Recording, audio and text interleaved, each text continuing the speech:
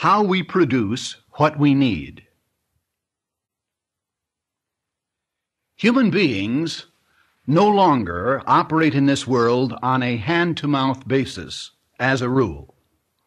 Most of us realize that if we are going to survive, and survive relatively well, we have to do more than expect nature simply to provide for us.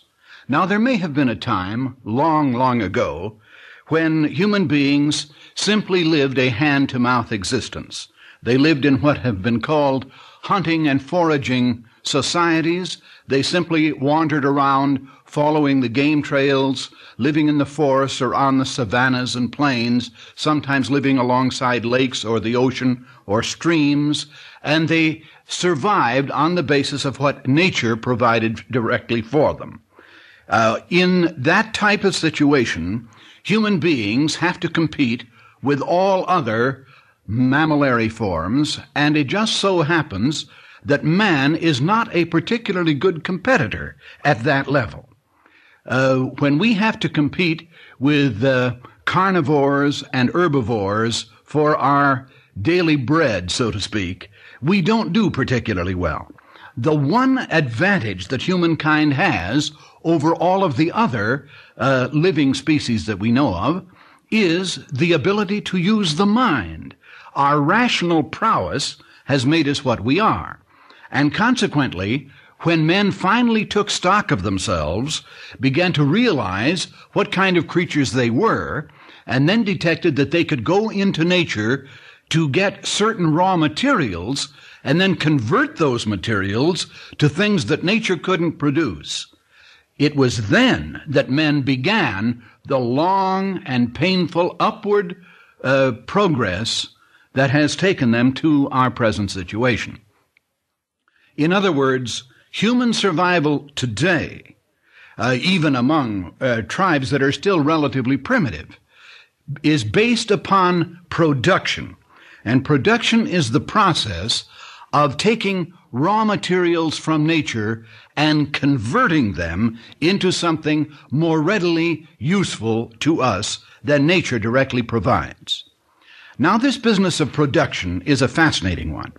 Man, by his nature, is just sort of a natural-born consumer. He wants to consume a vast amount of practically everything. I think virtually all scholars in the area have agreed that man's wants are insatiable. He just wants more and more, and he wants to put out less and less to get it. We're all fundamentally, I suppose, selfish in this respect. There is what could be called a law of parsimony. That is to say, you want to expend the least possible amount of effort, time, money, energy, brain power to get the most possible return. And that would be the law of parsimony. So all of us are engaged in this process all the time. Now, there is an interesting equation that sets forth the various factors in production. If you have a pencil and paper handy, I'd suggest that you jot this down, because I want to refer to it, and it will help you if you have the initials in front of you. This is called the equation of production. It's actually a very simple equation, and it is not intended as an arithmetic equation so much as it is merely as a mathematical model. It reveals the factors of production. I'm going to state this equation this way. MMW equals NR plus HE times T. In other words, MMW equals NR plus HE times T. What does that mean? MMW are the initials we use to indicate man's material well-being, or his wealth, if you like, or some like to say welfare, and that's quite correct. I usually don't use the word welfare in this connection because it also has a number of other meanings. But we could say man's material wealth. That's MMW. And that is equal to, or it is the product of, three other factors. They are NR, HE, and T. Now, what's meant by NR? NR is the natural resource. the things that nature provides. Man is absolutely dependent upon nature. He is himself a creature of nature. He cannot escape from his own natural characteristics, and he depends upon nature for his survival. But nature, as I've indicated, doesn't provide the things that he really wants and can use in abundance. But he has to use these things that nature does provide as the base from which to construct or contrive the things that he does want. So the basic factor in production is NR. At least that's the first basic factor, and we put it down. Now to that, right after NR, we add the plus sign, indicating that there's an addition here, and then we have the letters HE. Now what's HE? HE stands for human energy. In other words, the energy that the man possesses in himself. His physical energy, his brain energy, his skills, his muscles, his brawn, whatever amount of energy he can put out, we call that human energy. Whether it's intellectual energy or physical energy, doesn't matter. It's all human energy. So man takes his energy, whatever it is, and he applies it to nature. That's the NR. So we have the HE and the NR working together, the man, of course, doing the work, nature providing the basic ingredients, and these two are put together in order to make the MMW. But there's another factor, and that's at the end of the equation, and it's just the letter T. Now, what is that? That signifies tools. Man is the tool maker, and you'll notice that the tools come after HE with the sign, the mathematical sign of multiplication in between. Not a plus sign here, but a times sign. Why do we do that? Because in point of fact, tools multiply the effectiveness of human energy. They don't just add on a 1-to-1 ratio. A man has so much energy, but when he has a tool to work with, his energy is multiplied in relation to the effectiveness of the tool. Let me give you a little illustration of what I mean. We'll take one man here and run him through a series of performances, and we can see how the result is multiplied each time his tool improves. Let's take the very basic idea of agriculture. A long, long time ago, men learned that they could emulate nature in this particular, that they could not only wait for crops to appear as a result of the haphazard processes of seeding and reproduction that nature provided, but that man could clear some space and then deliberately plant seed of special plants that he wanted to reproduce, and the result would be a concentrated crop of a given product in a specific area. Now that's a tremendous advantage when men have figured this out. But the first thing they had to do, of course, after clearing the ground, was to plow it, that is, to make a place for the seeds. Now they had no really good idea of how to do this. So they got sticks and sharpened them at one end. In fact, they would harden the point by just roasting it in the fire. And then they'd walk over the field and just punch vertical holes in the ground. This was called a planting stick.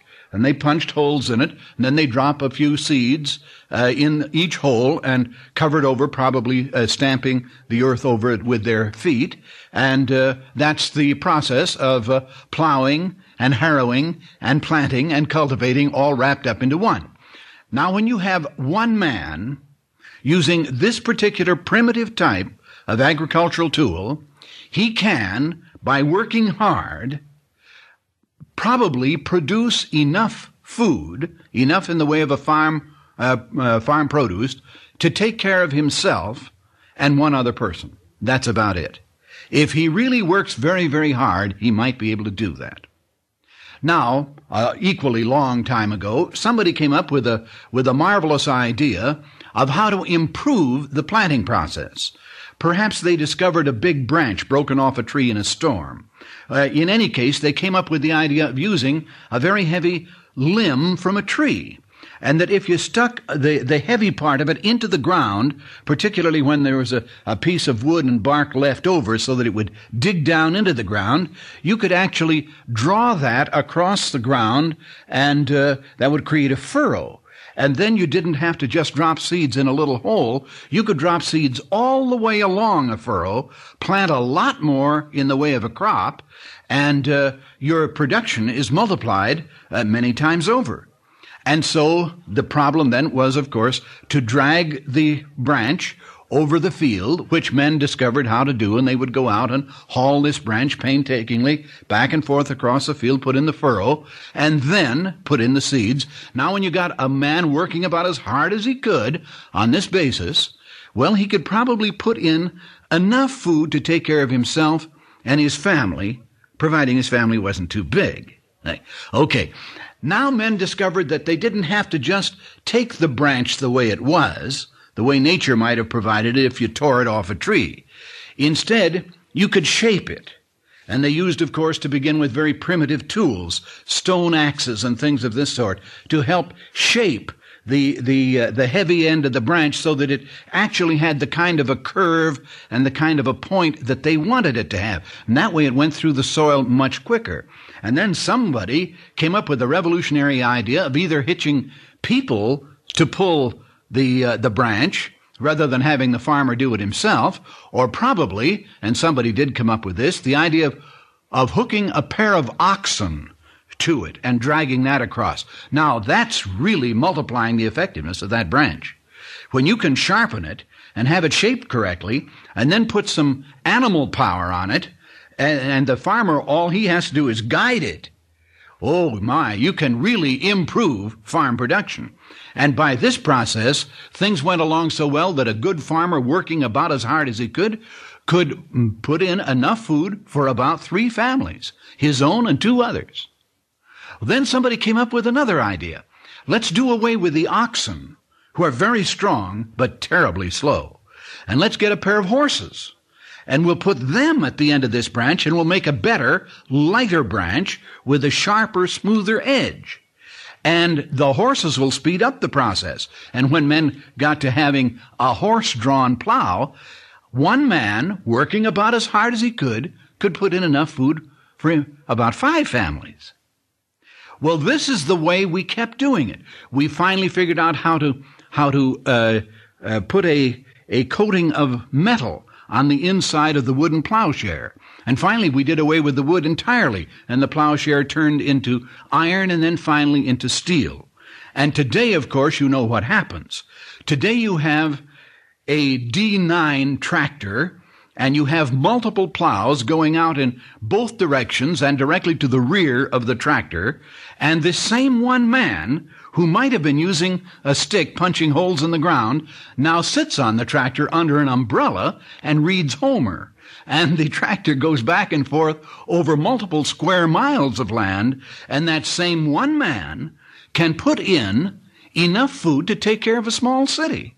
And he doesn't work half as hard as his forebears did with their little planting sticks. Now, what's happened in the whole process? The only thing that's happened is that the tool changed. Man is the same. The earth is the same. Seeds are the same. Nature is the same. All that happened is that one man, by having a constant improvement of his tools, multiplied the effectiveness of his energy when applied to nature. That's why we put the multiplication symbol. In other words, we have NR plus HE times T. And you know that's an interesting thing, because back in the early days when we were beginning to understand how this thing worked, this is only a couple of 100 years ago that we began to figure out how we put the pieces together. It's a relatively new study. We made an unfortunate choice of words here in trying to explain this to others. And we said, well, every time you get a tool, it's kind of a labor-saving device. Well, of course that's true. Every tool saves labor. And so we said it was an accurate statement, but it was unfortunate because there are various connotations that can be extrapolated from the use of the word labor-saving. it created, in fact, in time, the impression that the more tools you had, the less work would have to be done. And if you just got enough tools, everybody'd be thrown out of work. And this created a fear on the part of many people that tools are really their enemy, because the tools are taking their jobs away from them. The tools are doing things, and this is a particularly current fear today with automation and mechanization advanced to the high level that it has advanced. Many people today are fearful that the tools are taking away their jobs. As a matter of fact, exactly the reverse is true. Exactly the reverse. It is the tools that provide the jobs. Today, in our highly evolved, dynamic economy in this country, it takes an investment of about $26,000 in order to be able to employ one man. The men's jobs that we have are directly related to the tools that we can get our hands on. No tools, no jobs. Now, if you think that's an exaggeration, just go back for a minute. Put yourself in a primitive condition, a condition of nature, a state of nature. Imagine a man here without any tools whatever. No tools. Obviously, there are all the jobs in the world that need doing, but how's he going to do it? Let's suppose that he's got suppose he wants to put in a field, and he has no tools. None. Not even a knife. How would he put a point on a stick in order to have even a primitive plowing stick, a planting stick? Well, probably he'd have to make a knife first. Out of what? Probably flint or some other kind of hard rock that he could get hold of. How long would it take him to make that knife? I don't know. It would depend on his dexterity and his skills in figuring one thing out and then another. But the task of getting that first tool is an enormous one. But supposing he didn't get that, how would he plant? Get down on his hands and knees and scratch holes with his fingernails. That's all he would have. If man had to depend on his own conquest of nature with his bare hands and his bare teeth, he's just not a very good competitor. He probably couldn't make it. Imagine the plight of a man who tried to build a log cabin. Now, a log cabin is a relatively simple structure. But say he has no axe, no saw, not even a jackknife. And he's out in the woods, there are plenty of trees. All the materials are there for making the cabin. He's got the NR, he's got the HE, but no T. How would he do it? You know, a beaver could beat him. A lot of creatures might be able to beat him. Man is relatively impotent until he has the tools. Until he has the tools, he doesn't have anything to do. He hasn't got a job. Your job today or in primitive times was and is entirely dependent upon the tools that exist or upon the tools that you can contrive and cause to come into existence. And then only do you have a job. So man is entirely dependent upon his tools. Very interesting little examination of this took place not too long ago when the telephone company did some studies in here to indicate the advancement that had occurred in their own industry. Of course, this is a self-serving statement on their part, because naturally every company is interested in putting the best possible light upon its own activities, for which you can hardly blame them. But what the telephone company pointed out was that back in the early days when the phone company got started, they didn't have a dial system, as you perhaps remember. If you're as old as I am, you remember it. Anyway, what you had was a telephone that you picked the receiver up and put it to your ear, and the mouthpiece was on the other instrument. You know, you didn't have the cradle-type phone at all in those days. You just had the stand phone, which you held in your left hand usually, or vice versa, whichever hand pleased you, and you put the receiver to your ear, and then a female voice came in your ear and said, "Number, please," or central. We used to call them centrals or hello girls or something of this sort.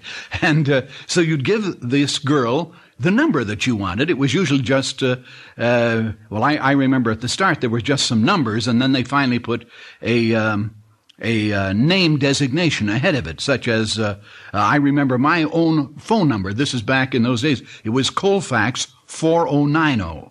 I remember that. To begin with, it was just 4090. And then it became so many subscribers that we had Colfax 4090, and that distinguished, you see. And then there was Locust and Elm, and I guess a lot of trees. But anyway, that's how you got the number. Now, the telephone company then went to work and they devised the dial system. And the dial system was automatic, and you didn't have to get hold of Central. You simply picked up the receiver, and there was a dial there, and you dialed the number, and you were automatically connected. Well, there was a big furor over this. In fact, the telephone company took a strike over it, because the workers were convinced that they were going to lose their jobs, that this automation was going to throw everybody out of work. The result was, however, that in this particular instance, the telephone company went ahead. They managed to put in the dial system anyway, and of course the dial system is in vogue today. Now, in a study that the phone company has just made just a bit ago, they came up with the statement that this is the case. If they now had to convert back, that is, if they were to wipe out the dials and go back to manual operation completely, here's what they said. There aren't enough women in North, South, and Central America, including babes in arms, to man the switchboards of the telephone company in this country. In other words, it would take more females than we have in the entire Western Hemisphere if they were all employed by the telephone company just to man the existing switchboards if they all had to go back to hand manual operation. Now, what does that indicate? Well, what it really shows you is that if the telephone company had not converted to dials, it would never have gotten to the high level of service that it presently has. And incidentally, the high level of service isn't as high as it ought to be, by a good deal. It is lagging very, very much behind where it should be, and nobody knows this better than the telephone people. But the fact remains that it would have been much worse, much less developed. Fewer people would have had phones. And the interesting thing is, today, the telephone company hires many more girls in the capacity of telephone operators than it did at the time they put in the dial system. They actually have more girls working. Now, what happened in this whole business? What happened was that the increase in the number of tools provided jobs. And the more the tools became, the more tools came into existence. And the better the tools, the more people were hired. Now, many of them, of course, were hired doing different things. But the fact remains that there are today hundreds of thousands of employees, whereas before there might have been only a few. And that all came about because man does require tools to have jobs. Tools are not man's enemy. They are the extensions of his hands in order to get things done. And man has to get things done. So keep this in mind. The basic equation explaining production, MMW equals NR plus HE times T. Man's material wealth is equal to natural resources plus human energy multiplied by tools. I'd like to point something else out to you. There is no G in the equation. Government. Government doesn't play a part in production. We can indeed produce without government. We can and we do produce without government. Government does not play a productive role. If you insist on putting government into the equation would, of course, read NR plus HE times T minus G. It would be a minus factor at the end. And, of course, if you put it on the one side of the equation, in order to keep the model accurate, you would have to have MMW minus G equals NR plus HE times T minus G. So you have two factors that cancel each other out, and you scratch them out. You don't really need them. Government does not play a role in production. Government is, if it is anything, a regulatory a judicial agency that is supposed to supervise production, and certainly it would not participate in acts of production. But many people don't recognize that, and so they continually imagine that government has to come in and that somehow, if government gets into productive activities, everything is going to be better. The fact is that this is not correct, that the more government intervenes in productive activities, the less production occurs, the more obfuscation of ultimate goals and resources occurs. It is simply a cost, and it is an unnecessary cost. So here is something else you might keep in mind about this whole business. Natural resources are about the same today as they were 2,000 years ago, or 4,000 or 6,000 years ago. A ton of ore is a ton of ore. A piece of coal is a piece of coal. A tree is a tree. Each one will vary a little bit, but there isn't a great deal of difference when it comes to natural resources. A horse is a horse. A cow is a cow. A field of wheat is a field of wheat. True. We've improved our breeds of cows. We've improved our types of wheat. But we're still dealing basically with much the same sort of thing. The same is true with man. Man is pretty much the same. An infant born in, say, 2000 A.D. isn't going to be a great deal different from an infant born, say, in 2000 B.C. He's going to make about as much noise and kick about as much and be about as hungry, and that's about the same. In other words, human beings are more or less a constant. The natural resources are more or less a constant. Now, it is obvious that we have improved men a little bit, too. Now, we haven't improved men physiologically particularly. Possibly in the Western Hemisphere we have. In our part of the world, we eat better and we tend to live longer. We are larger than our European and Asiatic counterparts usually, as a general thing. Not necessarily in each specific case, but in general, we are bigger people, notably in the United States, where our diet has been the best in the world. So these are minor variations that have occurred. Additionally, it would be true that we have better use of our minds because we have better means of learning and better means of accumulating our energies. But the big variable in this whole thing is the tools, the T. Our progress relates directly to the tools. The more we are able to improve our tools, the better we are able to live. And of course, the ideal which many people talk about getting, and which, as an ideal, we probably will never achieve in a total sense. Many people actually say that what we ought to have is full employment. Actually, what we really want is full consumption. That's what we want. We'd like to have a situation in which everyone is gainfully unemployed. We'd all like to be in a position where we could consume all that we possibly would want with a very small amount of expenditure of energy. The tools are helping us do that. If we can improve our tools enough, then it would be that we could cut down on the hours of our labor and the intensity of our efforts, and we would all live better and have happier, cleaner lives. Thanks very much.